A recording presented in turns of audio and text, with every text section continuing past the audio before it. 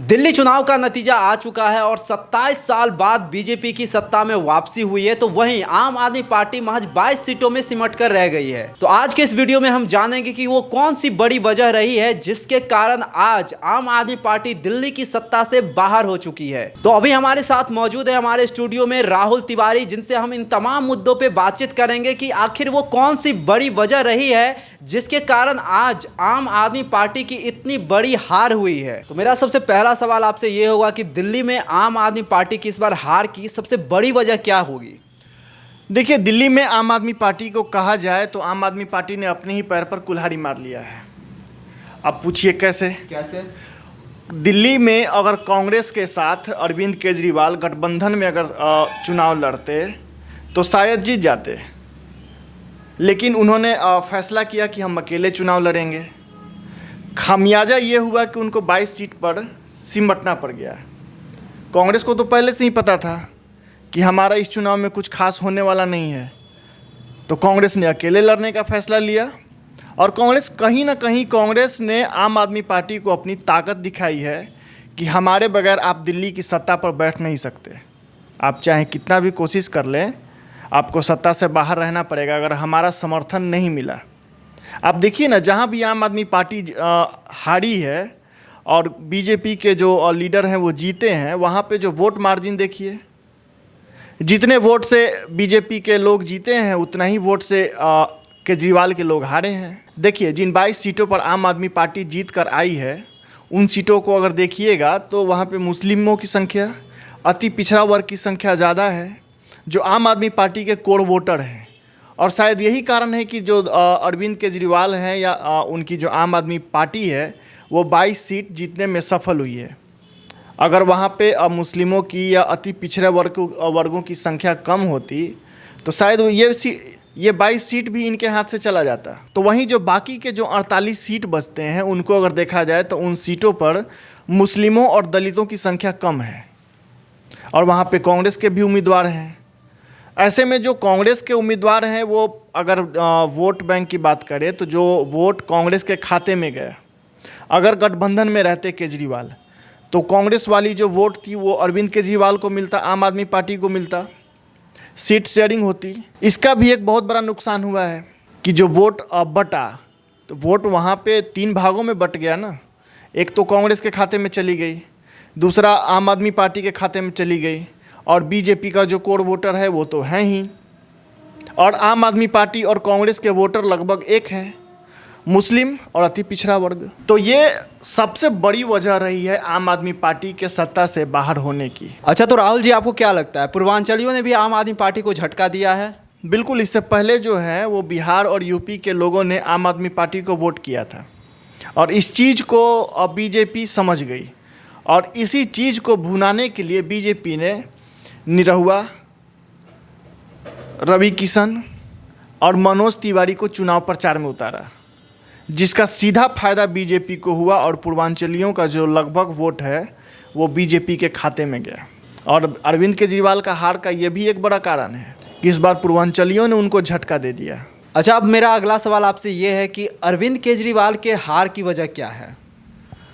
देखिए, अरविंद केजरीवाल के हार की वजह जहाँ तक मुझे लगता है वो है उनका चुनावी वादा, जिसे उन्होंने वादा किया लेकिन उन्होंने उसे निभाया नहीं। अन्ना हजारे के आंदोलन से वो सत्ता में आ तो गए, लेकिन जितने भी उन्होंने वादे किए वो सारे वादे जो थे वो धरातल पे वो उतार नहीं पाए।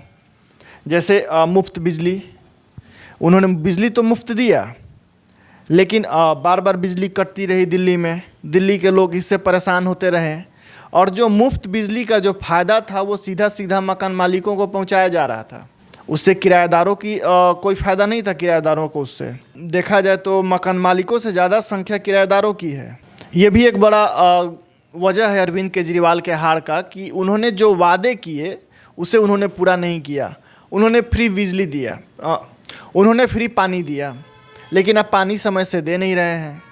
पानी अगर आ भी रहा है तो वो इस्तेमाल करने लायक नहीं है। आप रोहिणी जैसे जगहों पर चले जाइए तो देखिएगा कि लंबे लंबे लाइन लगता है, बाल्टी लेकर के लोग सुबह सुबह पानी के लिए आते हैं।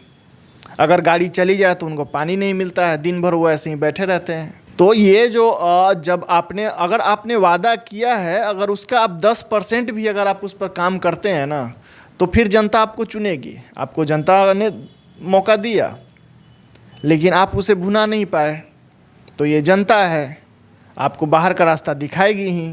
अच्छा, हमारा अगला सवाल है आपसे कि आपको क्या लगता है अरविंद केजरीवाल पे जो भ्रष्टाचार के आरोप लगे हैं उनके हार का वो भी कारण बना है? जी हाँ, बिल्कुल। अरविंद केजरीवाल दिल्ली की सत्ता में इसीलिए तो बैठे थे वो, कि भ्रष्टाचार को मिटा सके, और इन्हीं वादों के साथ वो दिल्ली में आए थे और सीएम के कुर्सी पर बैठे थे। और उनके सीएम रहते उनके कई मंत्री जेल चले गए, और उनके सीएम रहते उनके कई मंत्री जो थे वो भ्रष्टाचार के आरोप से घिर गए, और अरविंद केजरीवाल को इस्तीफा देना पड़ा। और इसके साथ ही अरविंद केजरीवाल के मुख्यमंत्री रहते हुए उन पर शराब घोटाले का आरोप लगा। इन आरोपों में अरविंद केजरीवाल को जेल तक जाना पड़ा।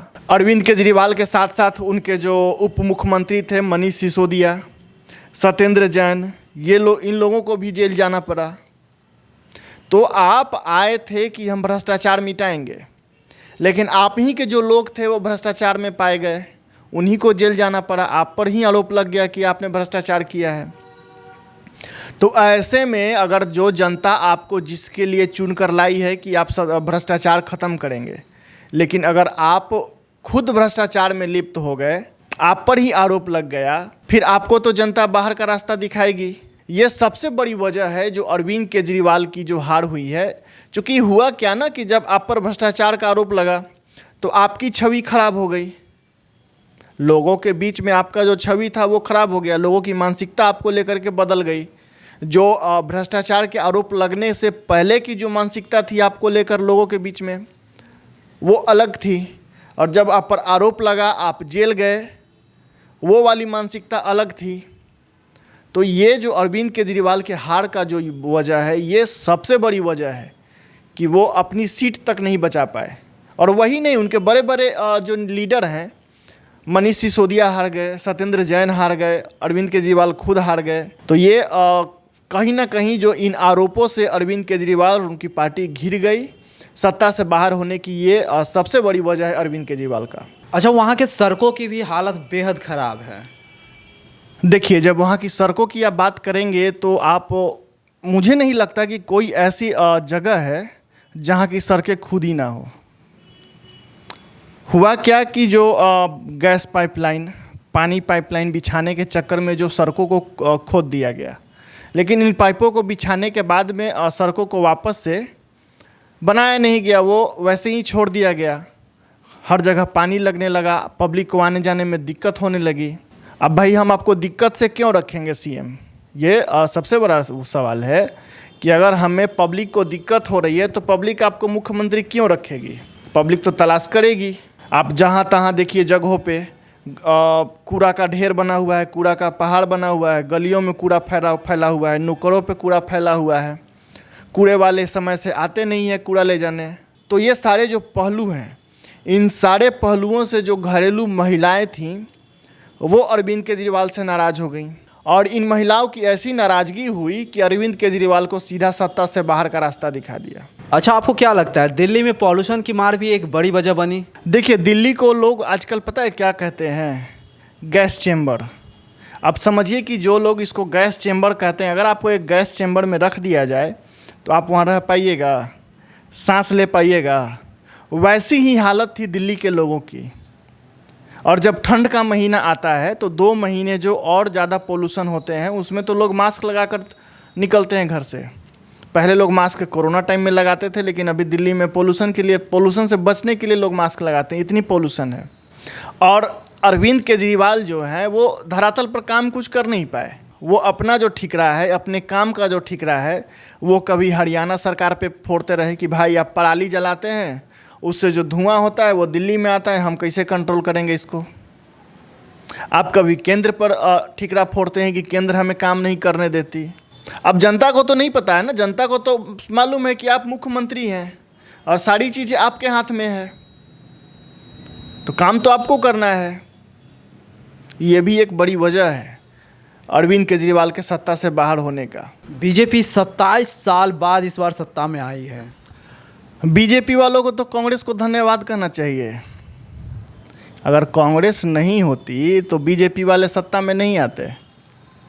अगर आम आदमी पार्टी और कांग्रेस एक होकर चुनाव लड़ जाती, गठबंधन में चुनाव लड़ जाती, तो बीजेपी सत्ता में नहीं आ पाती। क्योंकि आप देखिएगा कि जहां बीजेपी जीती है और आम आदमी पार्टी हारी है, और जो कांग्रेस को जो वोट मिले हैं उतना ही का मार्जिन है, जितना वोट कांग्रेस को मिला है उतना ही वोट से आम आदमी पार्टी लगभग हर जगह हारी है। तो बीजेपी वालों को कांग्रेस को धन्यवाद कहना चाहिए कि 27 साल बाद उनकी वापसी कराने में कांग्रेस का हाथ है।